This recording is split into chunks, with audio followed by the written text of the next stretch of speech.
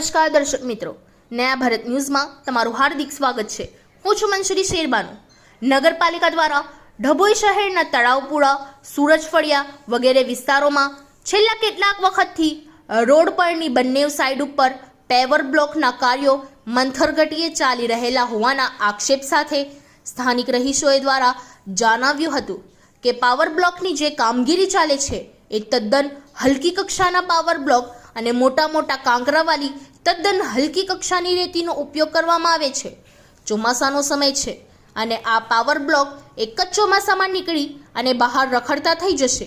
લાખો રૂપિયાનો ખર્ચ કરતી નગરપાલિકા ચોમાસા પહેલાંનું કામગીરી કરવાની હોય, પરંતુ કોન્ટ્રાક્ટર દ્વારા પાવર બ્લોકની કામગીરીમાં હલકી કક્ષાનું મટીરિયલ વાપરવામાં આવે છે। અંતે ઉલ્લેખનીય છે કે ચારણવાળી રેતી અને નીચે કોન્ક્રીટ જે મટીરિયલ વાપરવાનો હોય તે વાપરવામાં આવતું નથી તેવા આક્ષેપ સ્થાનિક રહીશોએ તંત્ર અને કોન્ટ્રાક્ટર સામે કર્યા છે। આક્ષેપો કરતા વધુમાં જણાવ્યું છે કે પાવર બ્લોક નખાયા છે, પરંતુ ચોમાસું પૂરું થતાં પહેલાં આ લાખો રૂપિયાના ખર્ચે નખાયેલા પાવર બ્લોકો રોડ પર રખડતા જ નજરે પડશે, જેથી કરી ટેન્ડર મુજબ કામગીરી કરવામાં આવે તેવી વિસ્તારના રહીશોએ માંગ ઉઠી છે અને પરિણામે ઇલેક્શન વોર્ડ નંબર 5ની ચૂંટાયેલી પેટલા નગરપાલિકાના સદસ્યો સામે સ્થાનિક રહીશોએ ભારે રોષ ઠાલવ્યો છે। Bureau report Lalabhai Bhatiyara.